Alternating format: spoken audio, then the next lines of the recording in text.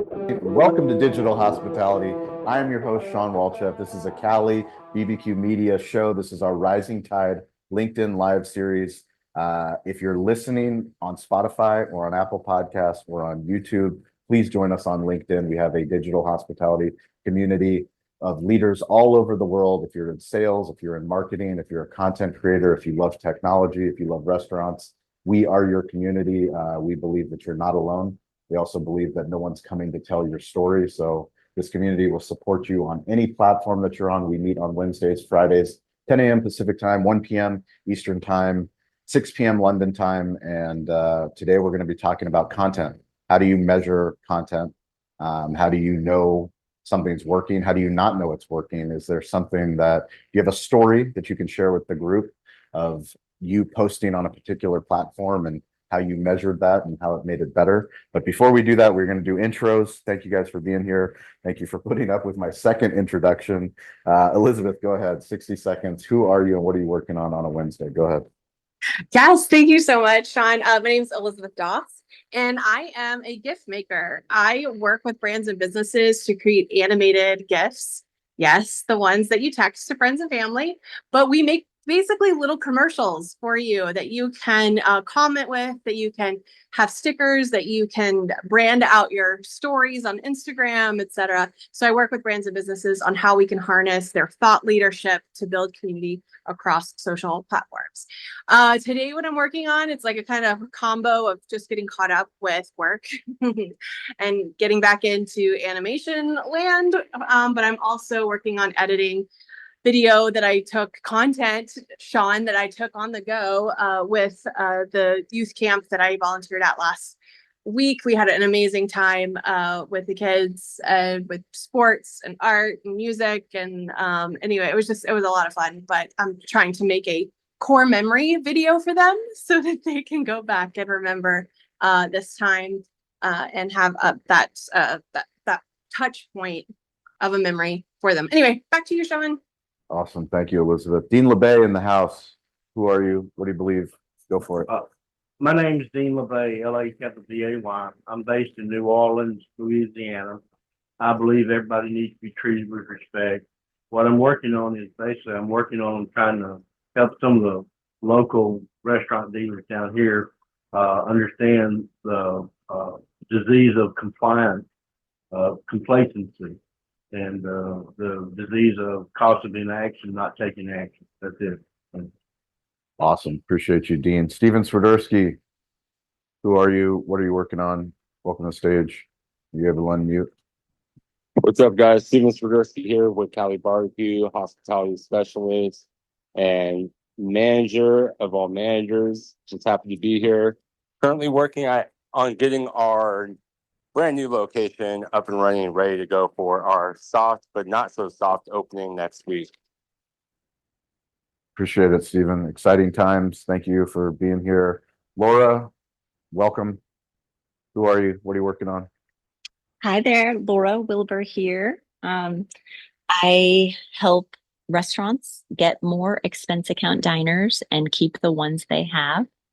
And I'm Director of Strategic Partnerships at Denova Corporate Dining. Also a longtime business diner myself, who's had a lot of really great experiences at restaurants across the country, and just enjoying sharing my knowledge with my restaurant partners about winning more expense account diners at a time that consumers are pulling back, but expense account dining is at an all-time high as far as spending. Awesome. Thank you, Laura. We always appreciate you consistently showing up. We appreciate the leadership. Michael Ungaro. Mike is yours. What's up, Mike? How are we all doing today? Awesome. Go for it. Thanks for passing the mic. So Mike Ungaro here. I am the CEO, co-owner, visionary for the San Pedro Fish Market family of businesses, which includes Kings of Fish, our streaming documentary series. It'll be on Amazon Prime finally on August 13th. Super excited about that, since that's been like a 7-year journey to get to this point. I believe in storytelling. I think it's huge. It's what we have in common, why we sort of discovered each other, so to speak, Sean. I've been thinking about this a lot because I grew up in this family business with all these crazy stories of, Italian families and gambling and just insanity that was sort of well known inside the business and inside our community, but nowhere else. And when social media popped up and there was an opportunity to start telling that, every time I sort of dipped my toes into that part of the business, I guess you could say, and started to tell stories. I was a little scared, but then most of the people that would have been incriminated are dead, so I figured it was okay. And it turned out to really be a game changer for the business and the trajectory and what we're seeing now. So that's me. Awesome. Thank you, Michael. So excited for the Amazon Prime. August 13th, make a date. This digital hospitality community, we will be supporting the show. We'll be watching on as many devices as possible. August 13th, the rising tide lifts all ships. We can't wait for Kings of Fish. Scott Turner in the house. Go for it, Scott. What's up? Hi everyone, Scott Turner here, founder of Auden Hospitality. We believe every hotel should have amazing F&B, and we're on a mission to do it one hotel at a time. This week, I have been working with Richard actually on brand DNA and how do we get our Auden story into everything we do, and how do we get the website to be a little bit more exciting than what you normally see when you go on and see F&B consultancies and stuff like that. So yeah, really exciting week this week being creative. We're also working on how we can create a retail proposition to replace the breakfast buffet in mid-scale hotels that's going to rework the way people think about hotel breakfasts, which is really exciting, really innovative, and yeah, getting all our creative juices going. Good to be here. Hey, Scott, I've Bacon, got Scott, bacon. bacon works.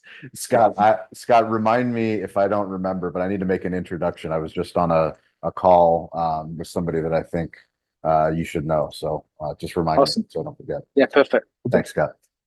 Andy Jones, what's up, my friend? Welcome. Good to see you. Hi everyone, how you doing? Glad to Doing- actually be able to make a session for once. Oh, it's all Yeah. we're always grateful whenever you can join us. Go for it. Really glad. Yeah, I'm Andy Jones. I'm the founder of Cafe Hustle Hospitality, which is all about leadership and development and focused on helping leaders create better connections with their people, with their guests through crave-worthy culture. So yeah, looking forward to listening in today and contributing where I can. Awesome. Thank you, Andy. Richard is in the house. Richard, who are you and what are you working on a Wednesday? Good afternoon. I am Richard. I've had great fun working with Scott, getting that man's personality all over his website and into his business is just great fun. I'm not going to lie, it's just brilliant. And I work as a brand consultant, coach, and mentor. I work all over the world, and I also have a side hustle of helping Americans pronounce words correctly. And the word of the day is when you get a lot of information and you're trying to process it, that word that you're looking for is data. I'm here all week. Not data, data. Data. Data Data. is a character in Star Trek. Data. Data. Got it. We appreciate you, Richard, and I love the word of the day. It's one of my favorite things. As long as we can find a croissant, a way to mention croissants, then we're all good. Bryant, welcome to the stage. Thanks for being here. Thanks for showing up. Welcome to the community. I met Bryant, I think it was this week or last week, and I said, you got to come and join the digital hospitality community, and he's here. Little difficulties getting on stage. Bryant, can you unmute? Are you able to unmute? Hello, I'm unmuted. Can you hear me? Bottom right-hand corner, if you're on the mobile app, would be how to unmute your mic. Can you hear me? If not, I don't know, any troubleshooting, Elizabeth, you can walk him through? No. Can you hear me? I mean, because it'll be the red mic down at the bottom. And then on desktop, I'm not exactly sure. Someone else would have to speak to what it looks like on desktop. Right on. Well, Bryant, whenever you're available to speak, just find that mute button, unmute it, and just interrupt because we want to hear who you are. We want to hear more about Nautical Bowls, and we want to welcome you to the community. So just go ahead and unmute whenever you're available. And we're grateful that you're here. Thanks for being here. Mike LaRue in the house. What's up, Mike? What's going on, everybody? Mike LaRue. I'm the Vice President of Franchise Development for Angry Chicks. We are a 26 unit Nashville hot chicken concept out of Southern California and just launched our franchising program earlier this year. And I am working on right now just neck deep into real estate and surveying markets right now, looking at the Missouri and Chicago territories for a couple potential franchisee partners we are meeting with over the next month. Awesome. Thank you, Mike. Appreciate Thank it. you. And Helen, Jordan, James, Summer, Eric, Mark, we see you guys down below. If you want to join us on stage, please raise your hand so that we can bring you on stage. LinkedIn's acting a little bit funny, but hopefully we can bring you on stage. Eric, we would love to have you come on stage. If you're willing, if you're able, if you're ready, we don't bite. This is a good community.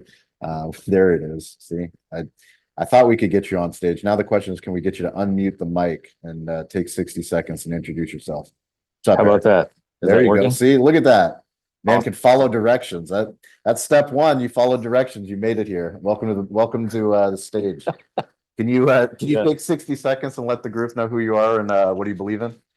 Yeah, man. My name is Eric Farrell. I'm a ghostwriter for hospitality brands, food tech, food and beverage. I'm even going toward hotels. I'm new to the game, but leveraging 10 years of tech experience and 35 years of being completely obsessed with food. And I want to help hospitality brands tell their story and get out there and use good writing to do it. I've always been pretty good at writing. I've got a whole lot more to learn and a whole lot better to get, but I'm hustling to get there. And Mike LaRue, please put an Angry Chicks chicken place in Indianapolis or somewhere near it. That'd be good. We need Working more on it. stuff. Yeah. Working on it.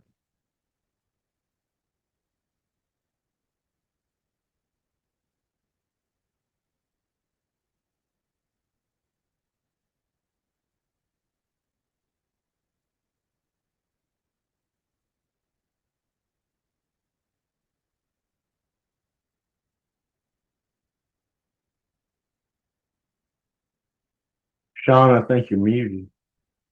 Oh, thank you, Gene. Somebody spoke up. Well, thank you, Eric, for coming. We appreciate it. Thank you.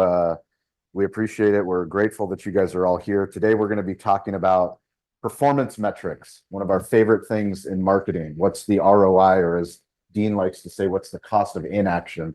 But more specifically, I'd like to hear, we have a lot of people that create a lot of content. One of the biggest things we believe in is the rising tide lifts all ships. So if you're here, please follow each other. Please connect with each other. Everybody here is weirdly available to learn about who you are, what you're doing. You never know when an introduction can help move your business forward. Lots of collaboration happens in this community.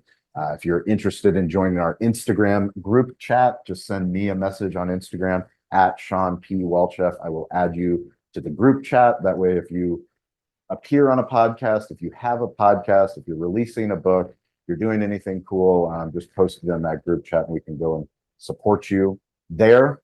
But we're going to talk about metrics. So I want to, Stover, are you able to unmute? I don't know if you're recording and you can't share, but I was going to give a little insight into the Cali Barbecue Media. What we've started to realize recently is probably one of the most difficult platforms, we believe, in omni-channel storytelling. So audio, video, words, and images. It doesn't matter which the platform is, remove the logo. You just need to start telling stories online about who you are, what you believe in, why you partner with the people that you partner with. The more stories that you tell, the better the quality will get. The biggest fear that we all have is that we want quality before we hit publish. So that's the number one thing that we find holds most people up. The best part about this community is the people that come into these rooms, we're okay with being uncomfortable. We're okay with someone not listening to our podcast, not watching our video, not reading our blog. And only by doing the work do we get any better. So the formula that we talk about is quantity plus speed plus consistency eventually will equal quality. That's quantity plus speed plus consistency will eventually equal quality. And the problem is most people want that inverse. We want quality first, but we're not willing to put out a lot of videos. When I say make a video on LinkedIn and tell me who you are and what you believe in, 9 out of 10 people won't do that. The one person that does do it, the Mike LaRue's that are out there, they actually do it and then they do it the next day and they do it the next day. And then they come into these rooms and then all of a sudden you start to have metrics where you have data. Is that right? Did I say it right, Richard? Data? 100%. Now, Data's a character from Star Trek. John. We'll start. Goonies. We'll sidebar that. Well, you have data where you can actually look and see, well, what is working and what is not working. And to bring you guys full circle into the Cali Barbecue Media example, Stover and Kyle have been publishing a lot more. So for the publishing cycle, we believe in 4 Ps, which is you plan content, you produce content, you publish content, and then you promote the content. And we make a lot of content. So for Digital Hospitality, our show, for restaurant influencers, smartphone storytelling that I do, the Cali Barbecue Media stuff that we do, the client interviews that we do, all of the work that we do, we make a lot of videos, but if they don't hit the internet, it doesn't do anyone any good to create content that lives in the cloud. Content in the cloud is for the birds. So you actually have to hit publish. And I can't hit publish enough, so I need to ask for help. So I've asked Kyle, I've asked Stover to start publishing more. And one of the platforms that has been the most difficult to grow on, but we believe probably it's one of the most important platforms, is YouTube. So we've started to publish a lot more content on Cali Barbecue Media's YouTube page, YouTube Shorts specifically, and long form content. And we're starting to see a huge return. You know, one of the things when we first started doing podcasting, it was an audio only storytelling. It took me to episode 50 before we actually started bringing in video. And video changes everything. Now you're no longer a podcast, you become a show. Now you can take long form content, put it on YouTube, put it on TikTok, put it on Instagram. But what are the performance metrics that matter? I mean, obviously the views matter, but the views aren't really what I care about. What I care about in the performance metric for me is the human stories. When I get on a Zoom call and someone says, which has happened multiple times in the last week, I saw your videos on YouTube and I've been going down a rabbit hole on YouTube. Like, that's a clear indicator to me that we need to make more of an investment into our YouTube content. We need to figure out which one's performing well. How do we start to make more content on YouTube? But it's from the humans. And I think I've shared this before in this room, but like when we go to Chicago for the National Restaurant Association show, I always ask, how did you find us? Which is a question that's ironically, it's one of the questions we teach our staff at Cali Barbecue is, how did you find us? Did you find us on Yelp? Did you find us on Google? Did you find us because we did a Taste of Eastlake event?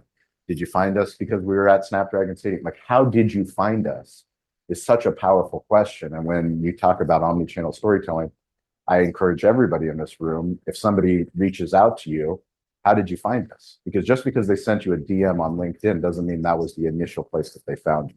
So hopefully that sparks some conversation. I see you guys down below. If you want to join us, we'd love to have you on stage. Sean, do you want some numbers? You can share. Let's Yes. get some analytics out I here. want some data. Yeah, let's get some data. It's some data or data. Go ahead.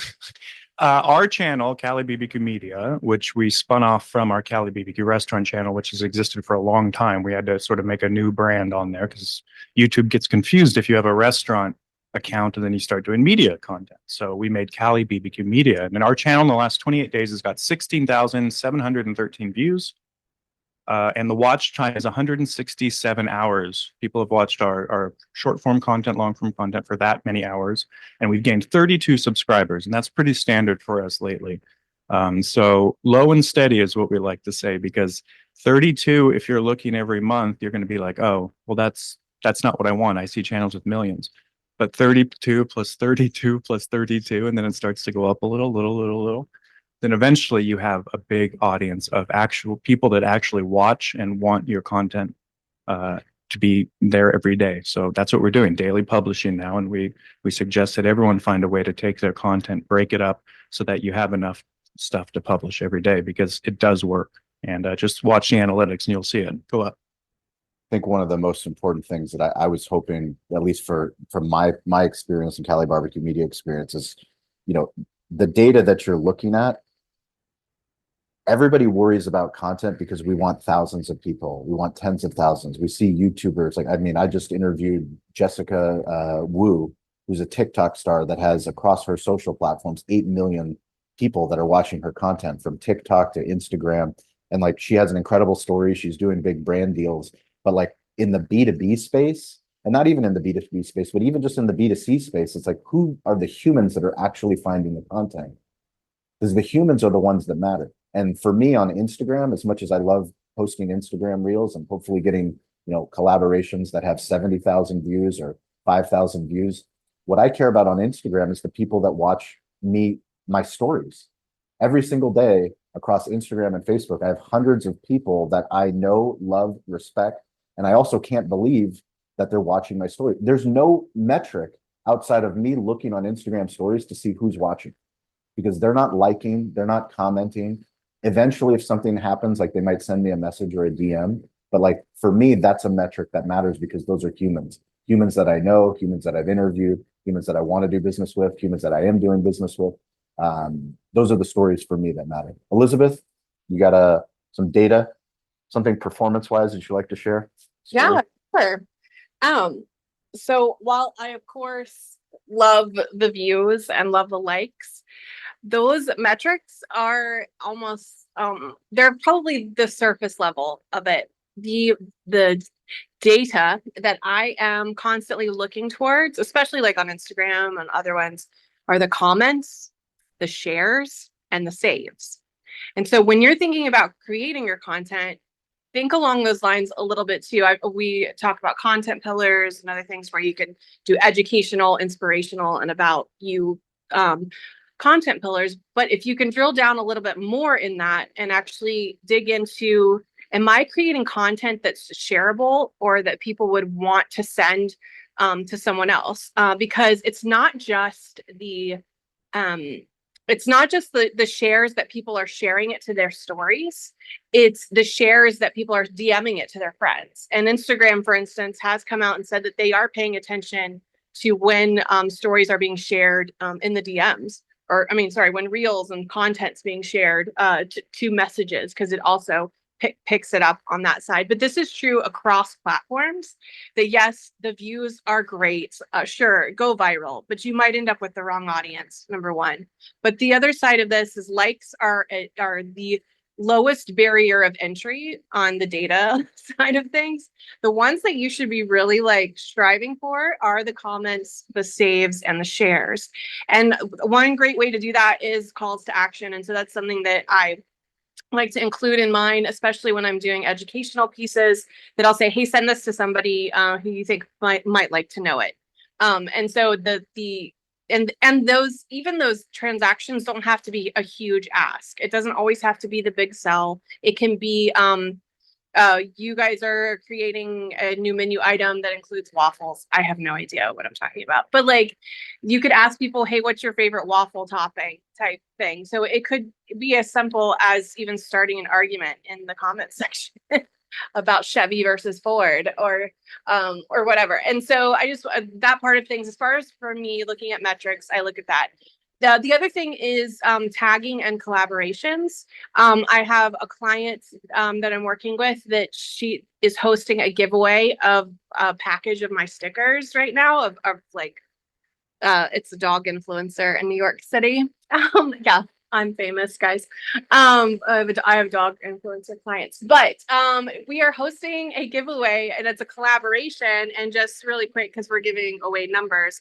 On Instagram, if you can find someone in a marketing or in a niche, a neighboring niche to you. So it may not be another restaurant. It could be a local boutique or maybe a hotel down the street that hosts conferences. And how could you connect with them and do a collaborative piece? But on this piece she's done with for me, we've had over 136 comments. It's been shared 99 times and it's been saved 182 times, which is really surprising to me because part of it, you don't have to save this reel for you to get like an entry into the thing. And so it's just interesting that people are saving it because they want to know, they want to come back to it. My point in that is if you can find someone to connect with and collaborate content with, your content gets presented in front of their audience and their audience in front of yours. And you guys have this opportunity of those data metrics to be increased because you're cross-pollinating audiences. And that's true on Instagram, that's true on TikTok, that's true on LinkedIn. Now, we have heard in this room, and this is my final thing as I hand it off, on LinkedIn, if you are tagging people in your posts or in your comments on LinkedIn and they do not respond within like 24 hours, it actually does not help you. So if you're spam commenting with people's names and stuff, just know you might want to give them a heads up. We heard that too from you'll have to remember Sean, who was talking to us about this. Zach Oates. Yeah, it was Zach Oates. Yeah, Zach was telling us to send out ahead of time a thing, say, hey, I'm posting this on LinkedIn in a little while. Would you come and comment or like the post? That would be great. But if you tag someone in it and they don't respond, then it's not good, because then it comes across spammy to I didn't even think to the algorithm side of things. So I know I have to do better on this, because when I get tagged by people in this room, I need to try to get out there and you need to leave a thoughtful comment if you can on it, because it helps them. But then the same when it's time that I have something that I would like eyeballs on, I can reach out to those that I've been sharing the love with. So anyway, I hope that makes sense. Back to you, Sean. Very helpful. Thank you, Elizabeth. Always adding the value. Dean LeBay, cost of inaction. What is the cost of inaction, Dean? Well, the cost of inaction is when you see something and you don't do anything about it. Here lately, the cost of inaction for me has been basically, exercise. Y'all know my story, and I got complacent with this job and stopped doing some of the basic stuff I need to do, and I need to go back to doing my walking and taking care of my health. Anyway, back on your on the topic here. I don't generate a lot of content. And now on Instagram, I'll repost things. And the reason I repost it is because I'm not real sure how to save it, Elizabeth. So I'm just not that good at it. But if I repost it, I know it'll come up on mine, and I can always go back to it. And I always do the little love it in the corner so it stays out of the way, because I believe in supporting other people that are a lot smarter than I am. And that's what I try to do. As far as LinkedIn is a playground that's where I hang out the most. And I don't know. When I started with Sean with this, I had 231 followers, and I kind of try to keep mine to a limit, because I don't want it. I don't want it to be. I want it to be people that are actually engaged with me, people that believe in the same mindset. And anyway, that's my 2 cents worth. Thanks. Dean, can you share a story about your po' boy post? I went into here in New Orleans. You can go down the French Quarter and you can go eat all the places that are famous and all that. But for me personally, I love Magazine Street, and Magazine Street has more restaurants than you can eat at in a month. I mean, there's one on every corner. There's 6 on every corner. But one of the places I go to a lot is a place called Guy's Po' Boy. A guy named Marvin. He's a one-man show, him and his wife. And he brings his sister down there every once in a while. And I went in there one day and I asked her, I said, what's this thing about, every time you go get a po' boy, they say, do you want it fully dressed? And a fully dressed po' boy has mayonnaise, pickles, onions, lettuce, and then whatever meat you want, protein, whether it's oyster or shrimp or roast beef, whatever. And so Leah put together a little doll made out of the bread and the ingredients that makes a dressed po' boy, and she called him Poe, or her Poe. I said, "Is that who's Poe?" And she said, "Poe is just it's either or." And I said, "Well, that's great." So I took a picture of it and basically put it on LinkedIn, because when I went to go see him, I was following up on a sales call. I had sold him some refrigeration in his particular spot where he works, because he's a one-man show that's making it. I got him a left hinge refrigeration unit instead of a right hinge. Now that doesn't sound like a big deal to most people, but in his particular case, it was everything, because he has to step up a step to get to the refrigerator. And if it wasn't hinged the right way, he'd have to walk around and get his merchandise or get his food out of there. So it was just basically, I was just trying to shout out Marvin, because Marvin's not on LinkedIn. He'll never see it. But if you go by his place and tell him Timmy Dean sent you, he'll take care of it. Thanks. Oh, what I loved about it, Dean, is that you broke it down into a story and you got such incredible engagement on that post. I was so proud to see it. Smartphone storytelling at its best. Well done, Dean. Steven Swiderski, you got a story about content? Yeah, I kind of do. So aside from me running Cali Barbecue for Sean and helping him with content from inside the restaurant, on the road for events, all that fun stuff, boots on the ground.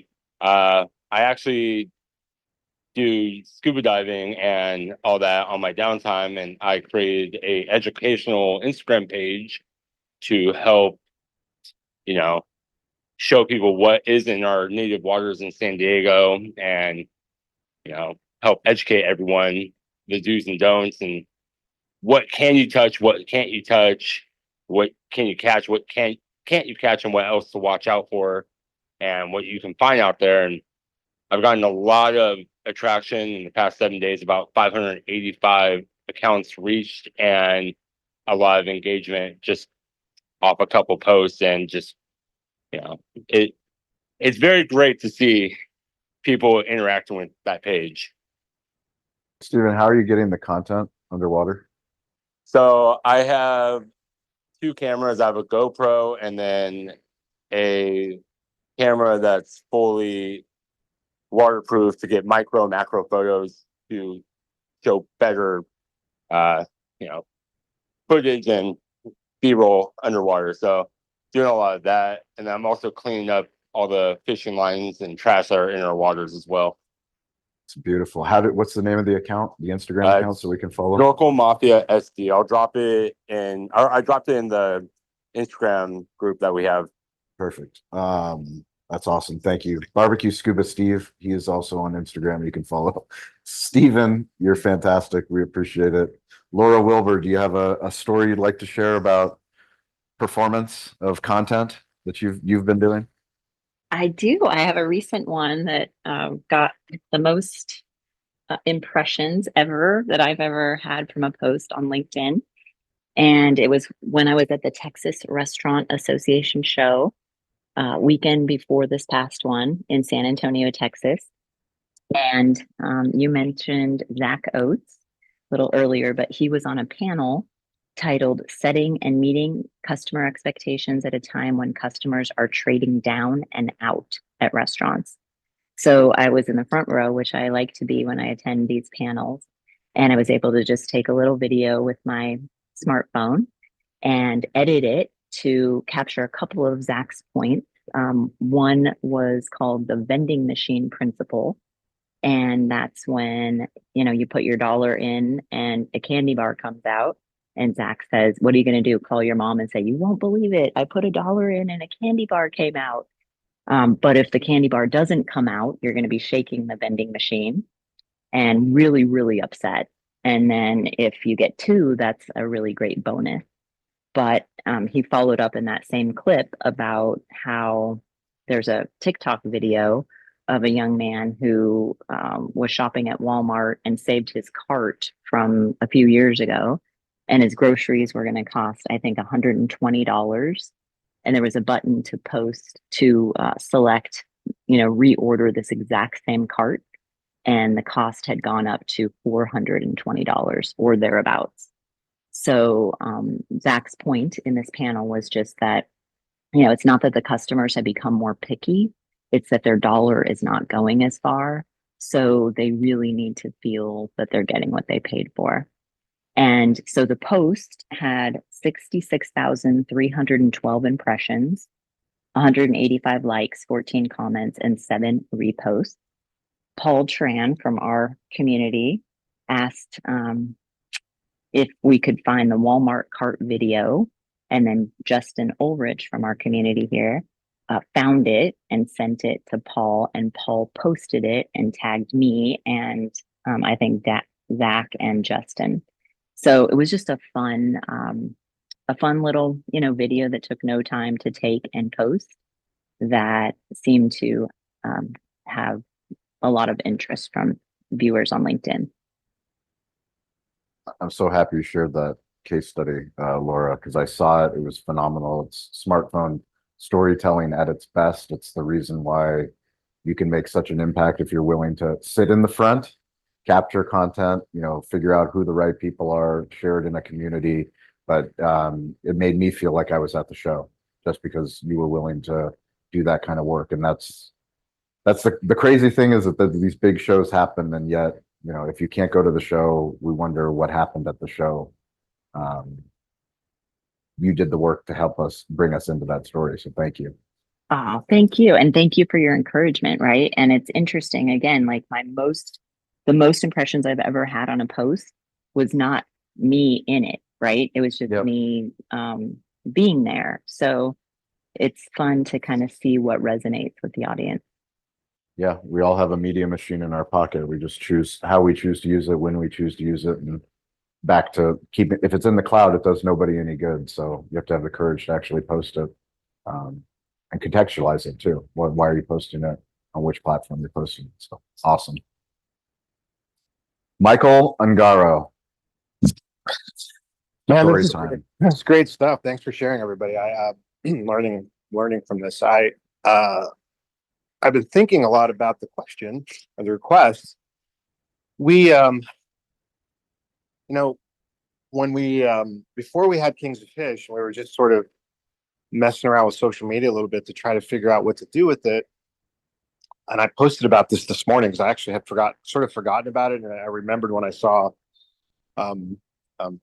Eli or Ellie from Food Beast post his very first check that he received from the company. I believe he started. I was like, man, I don't think anybody realizes the relationship we have with Food Beast at San Pedro Fish Market and Kings of Fish. And we're actually doing a piece with them tomorrow live. I just found out at one of our locations. So I'm kind of excited to see him. And what had happened was, for those of you that wouldn't know this, it's been 7 years. So I sort of forgot about it, but I also realized how impactful it was we had produced the first 4 episodes of Kings of Fish, and we just didn't know how to get the eyeballs on them. We were seeing a return, and we were only putting them on Facebook, and we were getting a lot of views, and we had a hard time really measuring at the time, like, what's the return on the investment? Because we decided to make it look like television, and we spent a lot of money to do that. And we did see a huge jump in our sales. I mean, it was like 25% in what was already the busiest month of the year for us, which we didn't think we could have that kind of a jump. So we're like, well, the show's working. And we produced some more content. We were kind of playing with it, but it was really hard to get hard data at the time, at least, on how we could relate what was happening in the store versus what we were putting into Facebook. And what we started to realize is we have all these customers, and a very, very, very small percentage of them actually realize we have this show. And if they're watching the show, they're not necessarily customers. And it took a long time, and I think we'll probably see bigger.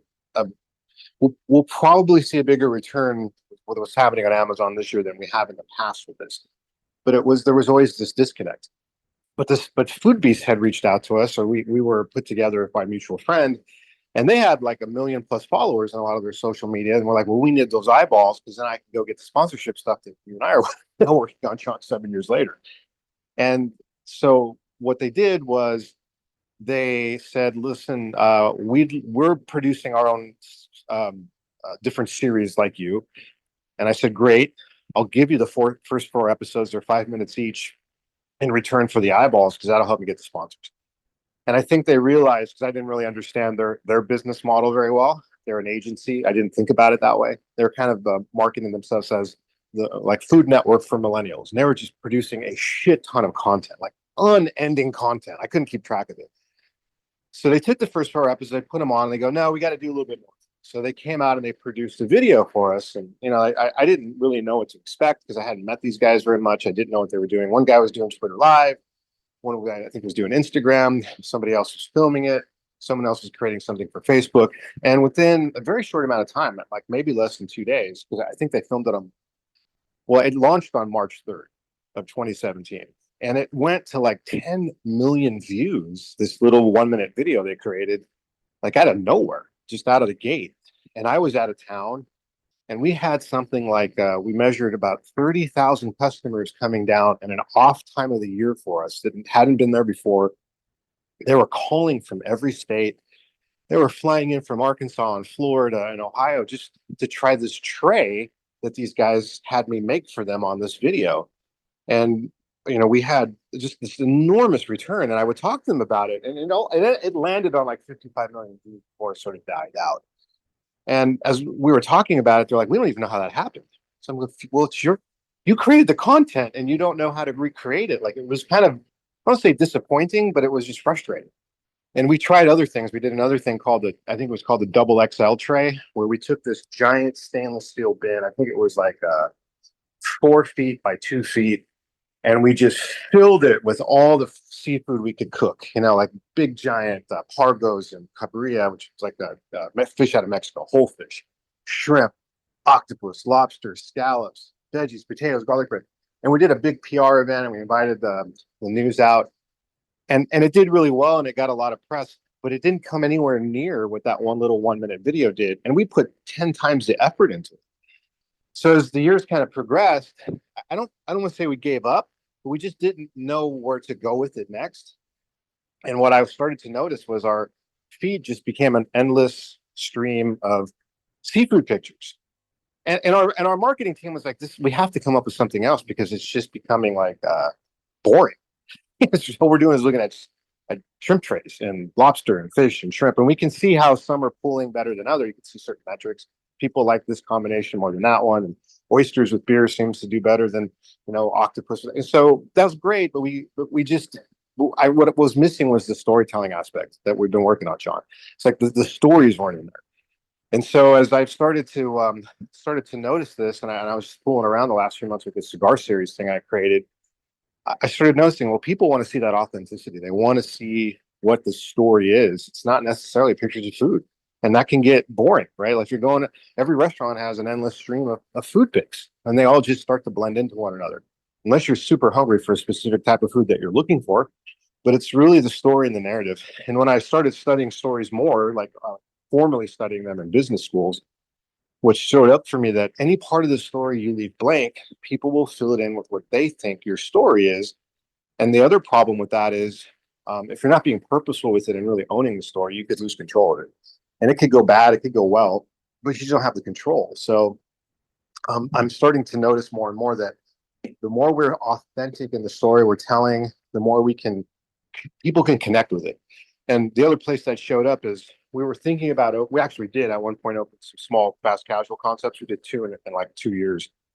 And then COVID hit, so it was we had to close them down. But we learned a lot from doing that. And one of the things that showed up was, if we opened those, and this is one of the failures I had, because I thought Kings of Fish, we just didn't link it together well enough with the restaurants that were opening. But the idea was, if you opened across the street from a competitor and you had a story and a narrative and people could connect to it, and you could outcompete anybody that has a copycat place across the street from you, or even in the same domain of seafood. And so I thought a lot about that. We tried to do it during COVID. COVID was really challenging. But when I reflected back, I realized we opened this place in the San Pedro on the LA waterfront. We're ridiculously successful with it forever, from all the marketing and the unique things we did. And 4 copycat businesses opened right next to us, doing exactly what we did in violation of their lease. It was never enforced, but we let it go because we couldn't handle the crowds we were bringing. But at the end of the day, what was happening was people were coming in because of the stories we produced and the narrative that we had. And now I'm seeing these copycat businesses opening up in different cities, actually naming themselves after us, but they don't have the story. They don't have the narrative. So I think it just keeps coming back to, when it comes to the content you're producing, the more that you can produce stories that are unique to you, that people can connect to. People love coming in. Oh, I know all about these guys. I saw their story. I read their book. I saw them on TV. I saw them on this special. And if you don't have that, you're just a burger or a taco or whatever it is that you're selling. And I think that's huge. And I think it's missed by a lot of people. And I think, Sean, like you're kind of like a evangelist for that. So great stuff. Michael, that was a masterclass, and I'm so grateful that it's getting recorded. So anybody that's listening to the digital hospitality feed, you can see the power of these rooms. Please join us on LinkedIn Live. And a reminder, August 13th, Kings of Fish on Amazon Prime. So we need this community's help, digital hospitality. If you know a friend, have a friend. But August 13th, we will send out reminders. This is a big deal for San Pedro Fish Market. It's a big deal for Michael and his family. It's a big deal with all the work that we're trying to do to get brands to buy into this big thing. I mean, we're talking about a media company, a restaurant becoming a media company, premiering on Amazon Prime, and Michael's part of our community. So we couldn't be more proud. Thank you for the honesty. Thank you for coming. Honestly, we know how busy you are, and for you to show up in these rooms and share stories like that. That's why this is the most important work we do all week. So thank you, Mike. You got it. Rock and roll. Yes. And we need to do a watch party on the 13th. That's right. Everyone needs to do a watch party. So we actually talked about this. We strategically, Michael, do you want to share what we came up with? We started with, are you going to do a viewing party? And I'm like, man, I mean, that would be really cool. But then our marketing team was, so the reality is we need views. Like, we don't need 10, 20 people watching one TV. We need everybody turning on 20 TVs and having it streamed. Okay, I can do that. Yeah, so that is and there's no better community that can help with that, digital hospitality community. We need as many devices logged in watching Amazon Prime Kings of Fish on August 13th as possible. So yeah. we all need pictures of all of us telling our friends, telling our family, telling our teams to watch. So yeah. I mean, the thing I didn't understand, like, I don't know if you're on this call or not, Sean, but when we hit that top 10 most Instagram restaurants 3 years in a row, it was because we had 3,000 seats and people were geotagging us, and it gave us an unfair advantage in that way. But I guess people started to game the system that way, like we're talking about. So Amazon stopped listing those top Instagram restaurants because of it. I didn't know that. Somebody just pointed that out to us. Wow. Well, awesome stuff, Michael. We appreciate it. Scott Turner, you got a story you want to share about content? Yeah, sure. And data or data? Mine data. Your data, okay. I can say data if you like, but no, I want you to listen to Richard. want me to be natural? Yeah, data for me. And I'm okay, fresh off the back of yesterday. I bought some football tickets for the first game of the season that's coming up, and I had 8 devices going. So, Michael, I'm with you. You've got my 8 devices locked in, so that's cool. Awesome. Sweet. I think everyone kind of knows I'm hot on LinkedIn and post there daily, sometimes twice. I've just moved to a new analytics tool called Orthodox. Used to be on Shield, and it's a fantastic tool for measuring analytics and really going deep diving into which content's working. And wait, is that for LinkedIn, Scott? It's for LinkedIn, yeah. Can you put a link in our chat? Yeah, 100%. What's it called? It's called Authored Up, as in the author of a book up. Okay. And I used to use Shield. I used the native stuff in LinkedIn for a while, but obviously it shows you what posts are doing well, but you have to kind of do the homework yourself. I started using Shield, which was okay, but Authored Up, you can schedule in it, you can write in it. It helps you see how posts will be viewed in LinkedIn, as in when you're writing it, the whole way that you arrange your content and how the viewer will see it on mobile and desktop. So it can really help you in formatting your posts. And I just think the analytics just really deep dive in. You can tag content as well, so you can go in and see what the best performing stuff is and when you posted it. And definitely for repurposing, I go back into Authored Up. I pull up my best performing content on certain topics. Today's on breakfast was a repurposed post, and I go in and I see which ones have done well, which ones haven't been posted for a while, and it helps me bring out so that I'm not creating new content every day. It's a really cool tool, but I guess I'd love to focus on the YouTube bit as well, Sean, because over the last 2 weeks, we've started really focusing on how we can start really playing Google to start getting up rankings. And we've started posting every single day, at least one video or short. But again, as you said, primarily shorts. And we had I think it was 22 subscribers at the start 2-3 weeks ago. We weren't really posting. We were doing bits and pieces with the podcast, but what we did to try and get content. And originally I looked at this and thought, how are we going to get to post something every single day on YouTube? And what we did was we went back through every single podcast I'd appeared on that had a video, every single podcast that I'd hosted and we had the video. We ran every single one through Opus Clip, because obviously Opus Clip, you can do YouTube links as well. So if podcasts had put their videos on, we could do it. And I pulled out at least 6 to 10 shorts. Well, I say I did, the team did, pulled out 6 to 10 shorts from every single podcast appearance, whether I was a host or a guest. And we're now repurposing that. And we're doing a guest one day, and we're doing my stuff once a day as well. And then we're repurposing that out onto things like TikTok and Instagram as well to try and get a better reach. And over the last 2 weeks, so I've had 4,500 views. Interestingly, 4.1K of those was unique views, so new people, 26.6 hours viewed. And really interestingly, 89% of people are finding us through shorts, but 62% of the viewers are watching shorts. So when they're coming through shorts, they're actually engaging on some of the other stuff. And really interestingly, a lot of what they're looking at is the live streams that are sitting there.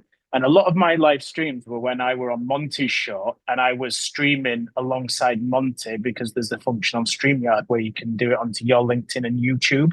So I've been able to repurpose that information. So if you're going into LinkedIn Lives with people, and there's ways that you can stream. So you can do it on Restream as well. You can do it on StreamYard. Get yourself to repurpose, because then you can then pull that content, you can repurpose that content, and you can put it into shorts.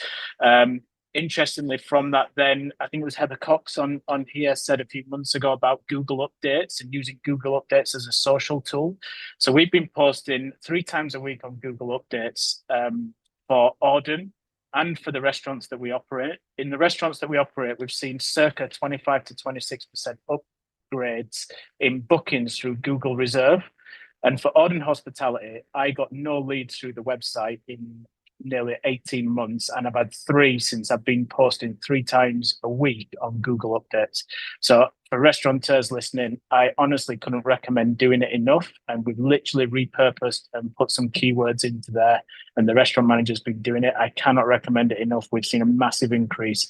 And for my business, so service business, we've seen 2 direct leads come through. And when we asked them where they came through, it came up on the Google algorithms. The only thing that's changed is YouTube posting more frequently and Google Updates. So I'd really recommend that. And then again, what we started to look to do as well is when we've been looking at TikTok and stuff like that, we've really been looking at what the common searches are for people who've been finding our posts. So for example, on TikTok, on the podcast Hospitality Huddles page, we're starting to see that hotel trends are coming up quite a lot in terms of search functions where we're popping up. So when we're starting to work on the descriptions and stuff like that, because they're the people who we want to be hitting, we're starting to use those words and we're starting to lean towards it a bit more as well. So just a few examples of how we've kind of really looked at it. And this has really changed since we brought someone in to really get geeky over social content and analytics to really start hitting home on it. So again, it's been an amazing investment for me in terms of what we're doing. And it's really supercharged what we could do over when I was just running personal pages. Beautiful data storytelling at its best. Scott, that was, just so I'm clear, Google Updates, are you talking about Google, like posting to Google Maps, or is Google Updates a separate app? No, it's on your Google My Business. Yeah, Google Business well, it's page. they've folded it all into Google Maps, but you're just talking about posting content directly to Google. Got it. Perfect. Yeah. Okay. Yeah. And then we just keyword it. So one of the things Heather shared, and I'm sure it was a digital hospitality route, but she was like, you start with things like, are you searching for so we run a Chinese restaurant in Covent Garden. Are you searching for a Chinese restaurant in Covent Garden? If you are, you want to come and try Red Farm, try our Pac-Man dumplings. And we've done a very similar thing for Auden. Are you looking for someone who can elevate your hotel food and beverage? Check out Auden. And then we've gone into the post after. So we've really focused that initial sentence on what people would be searching for. And it's really helped convert. That's awesome. Huge, very impactful, great stuff. Richard, data storytelling time, content. Yeah, I'm going to take this in a slightly different route, because I get told off by Elizabeth a great deal for looking at my stats. I did a post this morning and I've already checked my stats more times than I've had impressions, and I've had over 400 impressions, Elizabeth. One of the ways that I kind of feel that is my content working, and we often look at qualitative and quantitative data, and for me, it was really interesting. I had afternoon tea with Elizabeth back in March, and we were sat having afternoon tea, teaching Elizabeth to talk properly. It was very exciting, and she gave me a lot of feedback on the content that I've been putting out there. And I think there was this kind of revenge for her English lessons. And what she told me, that there's certain people whose opinions of my social media I really listen to, because I think there are a lot of opinions out there when you post content. And I think sometimes opinions are like arseholes. Everyone has one. You don't necessarily want to see or hear it. But when you find the right people you actually want to listen to and have that level of expertise, Elizabeth's somebody who I really, really trust and value. And she challenged me on a number of things. And it wasn't an easy conversation for her to deliver, but it certainly had an impact on me. And it's interesting because I know that as I do more videos and put more content out there, I'd like to think the quality is improving. And for me, it's about checking in with people like Elizabeth. I also check in with my wife. She is not a social media expert, but she knows me, and she knows when I'm trying too hard. It was funny because I think Scott and I had a similar conversation with about a bit of content he made and his wife's opinion on it. And I think sometimes those people who are really close to you, they just know.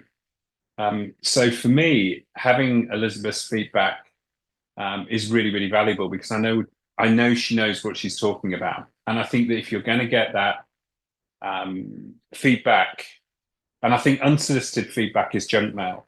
When you go and ask the right people for the feedback, am I going in the right direction? I think it's really, really valuable.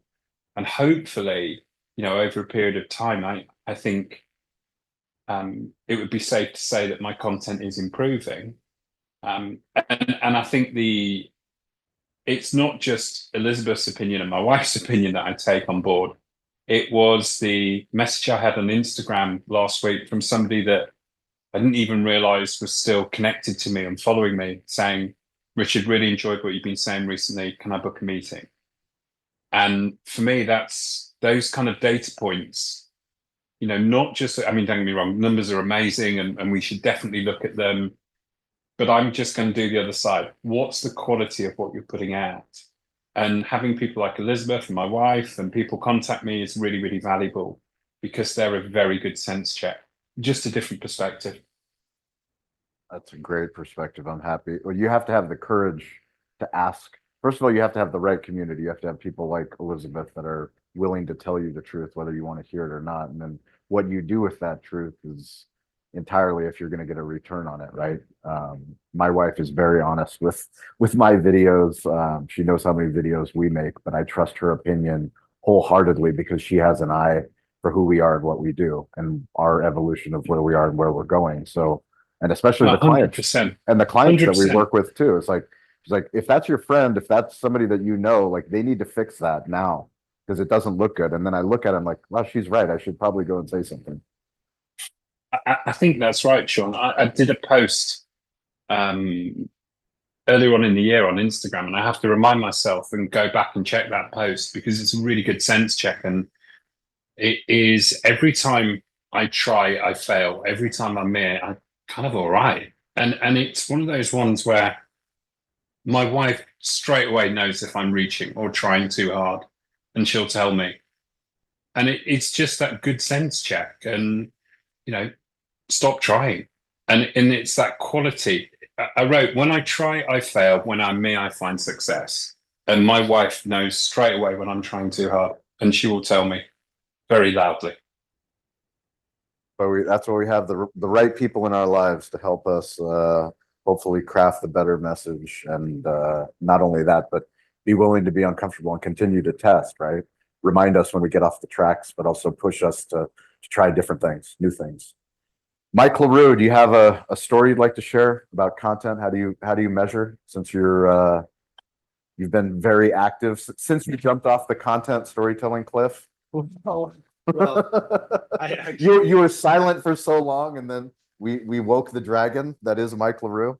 yeah, it's I mean mine's pretty short, but as far as the metric goes, at least that I've used, is how many people or the frequency of the amount of people that have reached out and say, hey, love what you're doing, love what you're talking about. Yeah, I think I was invited to, a number of podcasts within a very short period of time. And then, and then life happens and those videos became, less frequent. And so did the engagement. And so, action produces action, and inaction will produce inaction. And I mean, for me, it's because there's no necessarily. When I started it, the intent was just to kind of do something that made me uncomfortable. Speaking on video used to make me very uncomfortable. Now I have no problem doing it, which is great. But at the end of the day, I think that the possibilities are endless on what can come out of it. But for me, at least at the moment, it's when I'm doing the videos, the engagement is up. When I'm not, it's not. People become less interested when you're not putting out content.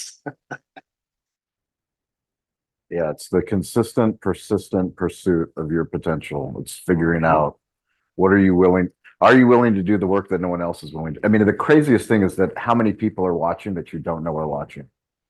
I mean, I talk about Instagram stories all the time. I'm posting, basically a daily vlog of photos, videos of the restaurant, of the media, of my kids, of my wife, of my trips, of the, Navy we're opening up.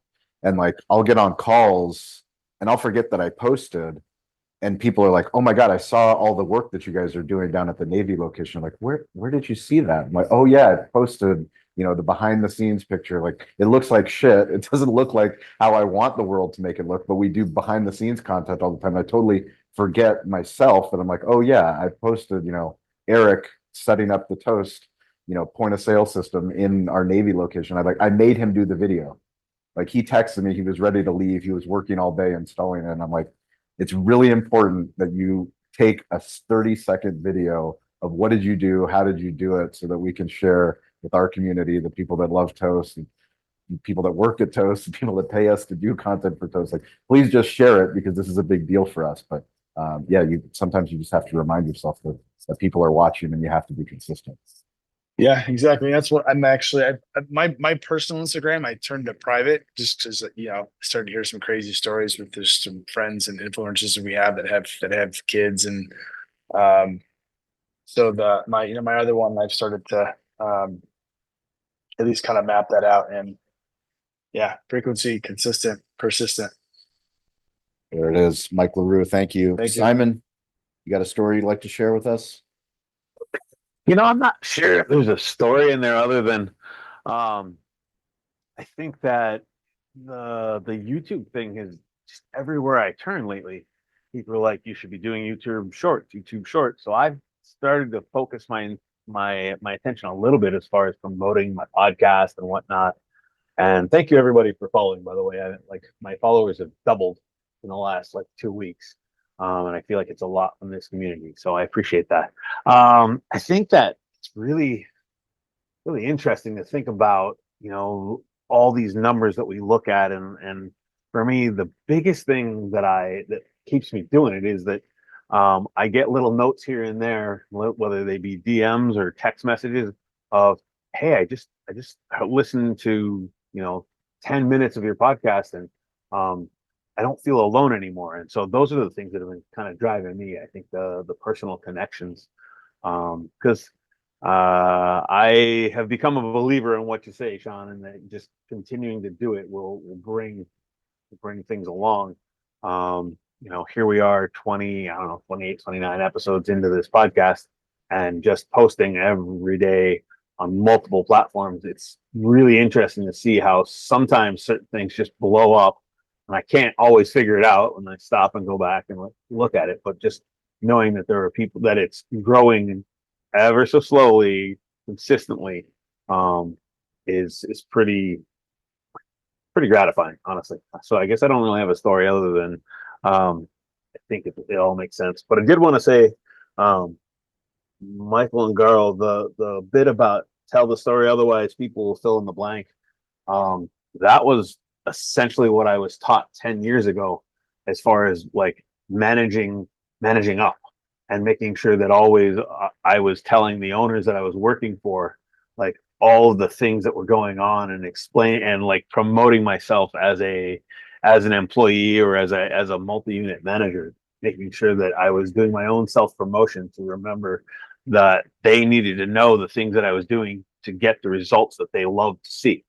So I think it just it's poignant all the way around, whether it's self-promotion here on social media or self-promotion in a structure of management. It's important to tell the story, because otherwise people will just figure out they'll just make up something, and usually they catastrophize and figure that you're fucking up and not doing it right. So that's all I got.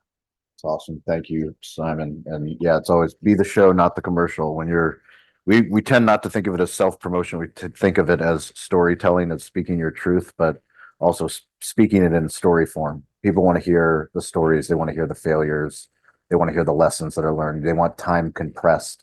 The reason why books are so powerful is people take 10 years of their life and they compress it into 200 pages, or their whole entire life, and compress it down into an autobiography. That's how do you compress time? How do you compress time in a video? And back to what Elizabeth was saying, how do you make something that somebody wants to save, to refer to again? Somebody that wants to take it, take the link from Instagram and send it into a group chat. This video is so powerful that this entire group should hear it. If this podcast is so powerful, I need to share it on the company Slack channel. That's the kind of work that we're hoping to do, trying to do, working to do. James, thank you down below. Mark, Mercedes, Jennifer, welcome. It's great to see you. Jennifer on Clubhouse. In LinkedIn, great to see you. LinkedIn is where we reside every Wednesday, every Friday. Summer, thank you for being here. Hope to have you on stage one time, sometime soon. We appreciate you, all the support that you do. Please follow each other. Let's go do a tip, takeaway, homework assignment. Stover, what do you got? Yeah, I mean, we should all be striving to tell our story every day, and hopefully this room helps us realize that it's a lot easier. But when you do get to that point, make sure to actually see how things are performing so you can modify from there. Thank you, Stover. Elizabeth, tip, takeaway, homework assignment. Yeah, just jumping back to a little bit with Laura, that she captured a moment and was able to reshare that, and that the content you're sharing doesn't necessarily have to be your own. You could share articles from your niche, from your market, from what you're working on, and just show industry knowledge, even by sharing, just staying up to date on stuff and sharing that information out there. So anyway, back to you, Sean. Awesome. Thank you. Dean LeBay, tip, takeaway, homework assignment. I'm good, thanks. Well, a lesson from Dean is don't let stories that happen every single day. He walked into a sandwich shop, took a picture of a po' boy, posted it on LinkedIn, and got incredible engagement, because not only did he post the photo, but he told the story about the shop owner. Why did they do that? Helped me think about New Orleans. Very contextual. Great work, Dean. Laura, tip, takeaway, homework assignment.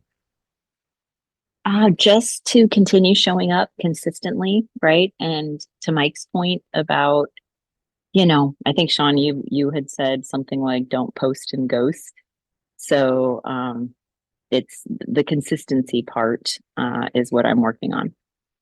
Awesome. Thank you, Laura. Richard, data. Richard, I can't wait, Richard, first of all, to have afternoon tea with you. I don't know if that's going to happen in San Diego or in London, but the afternoon tea with Richard, I can't wait for it. I want to know all. I want the whole tea experience. Shocking confession. I'd never had afternoon tea until I met Elizabeth. Get out of Never here. had it. Stop it. No. With like a proper traditional English afternoon tea. I've never had one. I'm gonna. And Scott's coming to San Diego. I'm gonna make afternoon tea for you. I'm gonna need some tips. So I'll DM you, Richard. You need to give me some tips. Do you- How do I do you know- how do I do you know what's serve really after interesting? afternoon tea at the barbecue business? Oh, Do you I know want to what, be though? there What- for that. What's really amazing is there's loads of places in the UK that have done their own twist on afternoon tea. So for my wife's birthday, we went to this sushi restaurant and they'd done like a sushi version of afternoon tea. So I think there's maybe a little bit of a challenge when Scott makes it over to San Diego. Like, what's the Cali barbecue equivalent of afternoon tea? So you can do sort of some finger Some sweet tea, sandwiches some and sweet tea. I like it. Yeah, we can do that. absolutely, but you can do your own twist on it. So I think that'd be like a nice thing to do. And I'd love to go back to San Diego. It's 22 years since I was last there. Beautiful place. So what's your tip Um, takeaway homework assignment? Thank you. Well, two. First of all, absolute pride in Elizabeth for saying niche correctly. Well done, Elizabeth. Our training worked well. And my other bit of homework is I do need to check in with Elizabeth. It's been a few weeks until she's critiqued my work. So one of the things I'm going to do is be vulnerable and let Elizabeth tell me whether I've been awesome or crap. She doesn't hold back. That's awesome. That's a side of Elizabeth we need to see more of in these rooms. Elizabeth is always extremely nice, extremely hospitable, but we want the brutal Elizabeth to give us some. Seriously, she makes Gordon Ramsay look like a pussycat. Oh, it's fantastic. Mike LaRue, tip takeaway homework assignment. Tip. It's just consistency. It's at the end of the day, action. Like I said, action creates action. And if you don't, then you're not going to get any action. As far as homework assignment, I don't know who actually said it, but they said something that resonated. Doesn't have to be your own content. And I just reposted something from Gary Vee yesterday and actually got a ton of hits and impressions. So yeah, my goal is to post something once a day. Doesn't have to be necessarily my video, but I just need to get out there once a day. That's a great thing to strive towards. We appreciate it. Great tip. Simon, tip takeaway homework assignment. I'm at a loss. I think just keep swimming. I think There that's you what I'm go. going to say today. Just keep swimming. Dory, Yep. I love it. Eric, welcome to the community. You got a tip takeaway homework assignment. I know you were in and out of the room, but welcome to the community. We hope you come back. I appreciate you reaching out and DMing and coming on a LinkedIn Live. I invite a lot of people on LinkedIn Live, but it's only the special ones that show up and come into these rooms and either sit in the audience or listen on a podcast. So thank you for being one of the crazy ones. You're not alone. Yeah, man, this has been a lot of fun, very eye-opening. Thank you all. This has been a big drink from the fire hose, and between my conversation with Sean yesterday and this conversation, this whole experience, the old Coyote and Roadrunner cartoons where he tries to make rocket boots, but it's really TNT. I feel like that's what got strapped onto me in the last 24 hours. So, holy cow, my takeaway is I got a ton of work to do. I feel like an absolute toddler in this, but I got a long way to go. And this growing community that now I'm invited into. Thank you guys. Thank you all. I will take advantage of it. And yeah, I'll definitely be back. And aside from all those takeaways, my other takeaway for the day, Richard, am I creating like English tea blasphemy, having tea more than once a day? Because I'm kind of a teaaholic. I can't do I can't do coffee very much. I get migraines, but can I have tea? Never apologize for having multiples. Good. Well, as soon as we get off this call, I'm going to go make another cup of tea then. That's fantastic. Eric, we appreciate you. We hope you come back every Friday, every Wednesday, 10 a.m. Pacific time, 1 p.m. Eastern time, 6 p.m. London time, wherever you are in the world.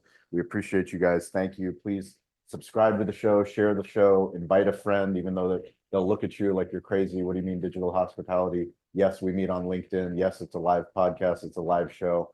But more importantly, it's a deep community, and no matter where you are on the globe, you're not alone. We are all out there telling stories, and we hope that you stay curious, you get involved, and you're not afraid to ask for help. Thank you all, Elizabeth, Dean, Laura, Stover, Richard, Simon, Eric, James, Mark, Summer, Mercedes, and Jennifer. We appreciate you. We hope to see you on Friday. Thank you. Bye, guys.